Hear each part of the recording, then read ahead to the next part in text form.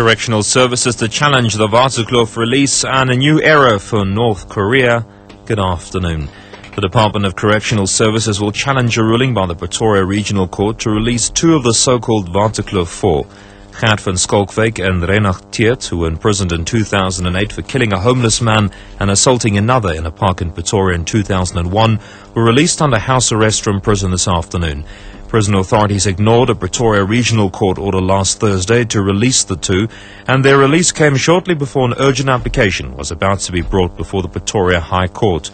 Correctional Services spokesperson Zakaria Modise.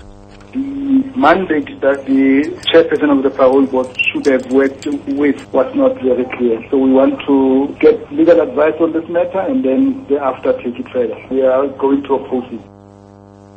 The IFP is calling on police to drop criminal investigations against international news agencies Reuters and Associated Press in connection with the installation of cameras outside former President Nelson Mandela's home in the Eastern Cape. The party says the probe is absurd. The IFP's Mario Ambrosini says the National Key Points Act, on which investigations are based, is an unconstitutional apartheid relic. This is not about the president's rights to privacy. Those cameras are outside his house, outside his compound. They are on public land.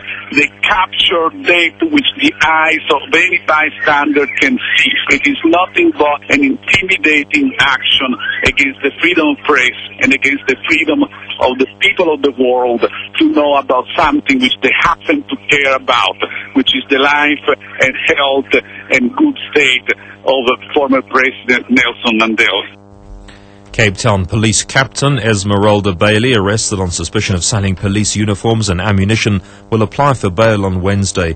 She appeared in the Cape Town Magistrates Court today with co-accused Waleed Hendricks. Bailey, who's been involved in the investigation of a number of high-profile cases in the province, was arrested by the Hawks a week ago.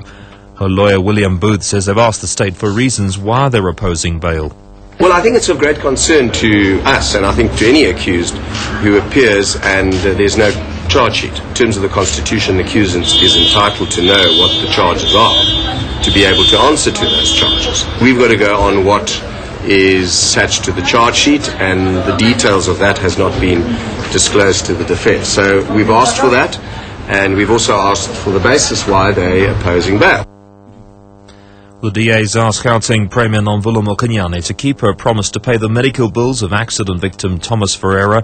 18-year-old Ferreira was injured when the official vehicle of the Gauteng Housing MEC crashed into him while he was riding his motorbike in Krugersdorp 6 weeks ago. At the time, the Premier publicly promised to cover the costs of the teenager's medical bills. The DA says the costs of the rehabilitation centre, to which Ferreira has been moved, are 120,000 rand a month. South Korea's Yonhap news agency says North Korea's conducted a missile test on the day the country announced the death of longtime leader Kim Jong-il. The agency cited government officials as saying the missile test occurred off the east coast. South Korea has put its military on high alert.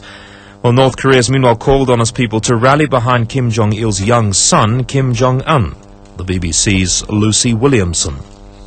Dressed in black, the weight of the announcement choking her words, North Korea's state newsreader delivered the statement that took the world by surprise, that North Korea's iconic leader, Kim Jong-il, had died.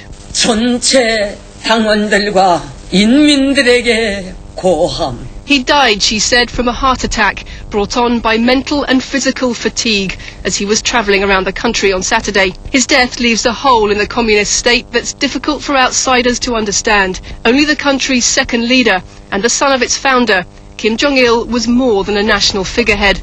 State propaganda elevated him to a demigod. Now that focus has switched to his younger son. The top story: the Department of Correctional Services will challenge a ruling by the Pretoria Regional Court to release two of the so-called Vartuklov 4. SAFM News.